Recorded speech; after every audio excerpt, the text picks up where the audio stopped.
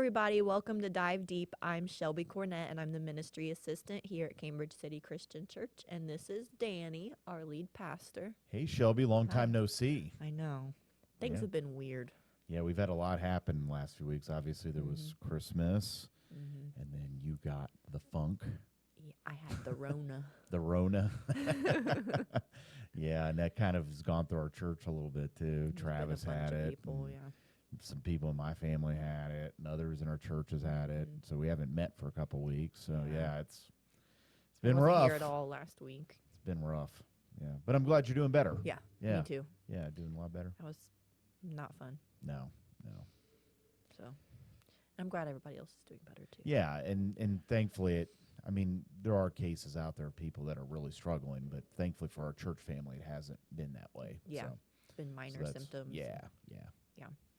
So this week, we talked about different. Yeah, our series is The series different. is called The series Different. is called Different. And it yeah. was Calling in a Dark World. Yeah, our calling in a dark world. Yeah. Mm-hmm. So for the first 10 minutes of this sermon, I told you yesterday, I was so confused. And I don't know if it was my COVID brain or what. Got brain fog, because that has been a symptom for some people. I was just out of it, I guess, because I was like, I'm a Lego. Jesus is a Lego. We're all Legos. No, I don't think that's quite what I was trying to. But then it was like yeah. light bulb. Oh, Like, okay. Okay, I get it. Mm-hmm.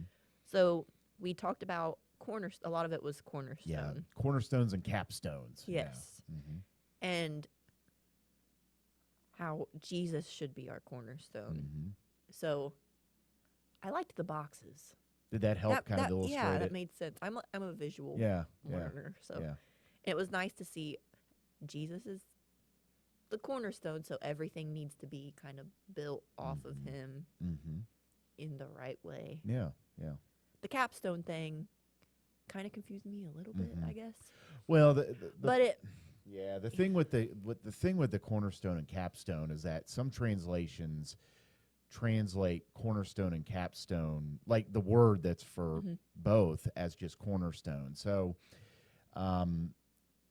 it can be a little bit confusing from that vantage point, but they both fit. I mean, Jesus has the cornerstone, Jesus has the capstone, and in most translations except, and we were actually in 1 Peter 2, if you want to see these words, by the way, but 4 through 12. 4 through 12, yeah, and the capstone makes more sense in the context of what he's saying there, because he's talking about it being discarded, and then it becomes the capstone. So, because obviously, if they've built something, the cornerstone's already been placed. So he's talking about Jesus being the capstone, like on top, of this building, and the one that was rejected is now the capstone. Jesus to be the base and to be the capstone. It does. It makes sense. It for does. Both. Yeah. Mm-hmm. And so you had the boxes that were labeled with different things. Yeah. And I think so often I put my kids in my family. So relationships. Yes. Mm-hmm. That's an easy one, I think, to be your cornerstone. It is. And I mentioned an illustration that I was at a meeting last week, and the question was brought up of, what's the most important thing in your life? And it was ironic to me in that meeting that everybody was like, it's my family. And this was a Christian organization, and it just kind of surprised me a little bit, because, for me, it's always been Christ. But I understand where people are coming from when they say family, because we care for our families, and that is important. That needs to be a foundational block in our life. Maybe that could be your second stone, the stone next to the cornerstone. Yeah, we didn't really get into that Sunday, but it could be. Yeah. So now I have to look at my notes. Can you explain the look for a cornerstone that's been tested, rejected, and that will come back again? Yeah. So there are some texts in the Old Testament that refer to different aspects of cornerstones. We see here Peter talking about cornerstone, but a cornerstone was brought up multiple times in the Old Testament in various places. I believe it was the book of Psalms. I used a passage from Zechariah. So it was brought up several times. And so being rejected is obviously a messianic prophecy of Jesus. that he would be rejected by the people of his time, which he was, but then he would become the capstone. That was Peter's emphasis. So that's what I meant by look for the one that is rejected. Okay. The one that's rejected was Jesus. Then we also talked about that he's tested. Well, obviously Jesus is tested. He's God. He's been there throughout all of time. And then I also talked about how what he's taught us in the scripture has been tested and found to be true, and how today's culture, a lot of times, our calling is brought into question because our teachings are antiquated or old-fashioned or whatever. And we're replacing a lot of these quote-unquote antiquated beliefs with new ones that have not been tested, and I'm concerned that in the long run will be found unsafe and not good for us, as not just individually but as a society. Okay. So that's kind of where those came from. But again, those are both references to other scriptures in the Old Testament. And I'm sorry, my mind just went blank on the third one. We'll come back again. Yeah, he'll come back again. And obviously, that's Jesus' return. That he's a stone that we know will not only build in us to be a living stone, but then he's returning. He'll come back again. So, make sense? That makes sense. Yeah. That's really all I have. Because I felt like the general, my thinking as a somewhat new Christian still was like, okay, this is easy. Jesus is just, Jesus should be first. He should be, we should build our life around that. Yeah. Well, let me throw something else out at you. So how comfortable, I know you're the host and you're supposed to ask the questions, but I'll ask you this question. How comfortable are you being different? I'm okay with it. You're okay with it? Even when you're not part of the crowd? Yeah. Even when you're left out of things, or people look at you differently, or how comfortable? I mean, it bothers me to a certain extent and stuff like that. But then I have to realize I'm who I'm supposed to be. So if I'm different than others, that's fine. Yeah, I think as Christians, as Christ followers, we're going to have to become more and more comfortable with that. And that shows itself in some of those blocks that I was using in the sermon. The way that we do relationships, the way that we look at our wealth, the way that we look at hobbies, the way that we look at education. And those were just a few of the blocks. There's tons of other ones, right? Everybody's got their own. I actually had a blank one there that people could kind of put their own thing there. But I don't know that we're doing a good job with that.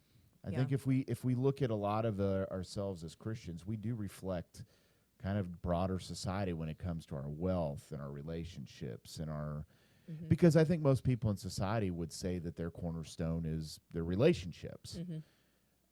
Okay. Well, like I said, I was in a meeting where a lot of Christians were saying the same thing. So we're reflecting maybe society more than we're reflecting Christ. Yeah. You know what I mean? So then when we talk about being different, we might give lip service to that. And I'm not saying you are, but are we really different? Yeah. And I think the contrasts are going to get wider as we see our culture slowly moving further and further away from Jesus. Unfortunately, we're going to see this gulf get bigger between those who are truly putting Jesus as the cornerstone and those that aren't. And there's actually a passage at the very end of it in verse 12 there in 1 Peter 2 where Peter talks about, that we should have a good standing with those who don't believe. The word he uses is pagans, but it also means unbelievers. So those who don't believe, we should have a good standing. And there are some things we just won't have a good standing. Some of the things that we believe that Christ has taught us to be true won't always be accepted. But the way that we behave and the way that we love, that is something that should be, that we try hard to be accepted by society because that's what Jesus would want us to do. So it's kind of a tight line. Yeah. It's a tight walk. We've had conversations in our house about that. It's like, okay, even though I don't believe in this, I can still respect you, but that doesn't mean I have to agree with you. Yeah. We don't have to partner up on that as Yeah. If that makes sense. Yeah, and right now I would say that our culture is, on the most part, fine with that. The concern I have moving forward is that maybe at some point as Christ followers, that message will not only be put up with, but it might actually become attacked, Yeah. And so we're just going to have to be ready for that. Mm-hmm. And now's the time for us to build and grow in our faith so that when and if that time comes, we're ready. Yeah.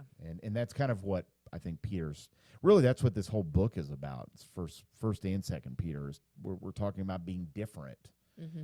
And the sooner we become comfortable being different, the better. Yeah. So, yeah. Cool. Yeah. So this was a good one after I got past the Lego confusion. Yeah.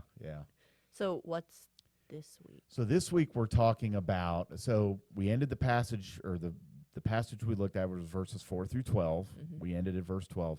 We're going to pick up in verse 13. Mm-hmm. So in verse 12, Peter talked about, having unbelievers look up to you and your actions may not always be so with your beliefs. Mm-hmm. Now we're going to be, that verse is connected to the very next few that talk about showing respect to authorities. Ooh. Yeah. And this is one where I think as Christians we need some work. Mm-hmm. Because what we've seen in politics on both sides of the aisle from Christians has not been very Christian-like. Mm-hmm. So this message... Politics not Christian-like? Yeah. Yeah, surprise, No way. right? Yeah, so this week will be a challenging one, to say the least. Yeah, I'm excited. So, yeah. So, fingers crossed, we'll do this again next week. Yes, yeah. No COVID, right? Nobody will be sick. No COVID. So, yeah, we'll see you next week, and we'll continue talking about the different series.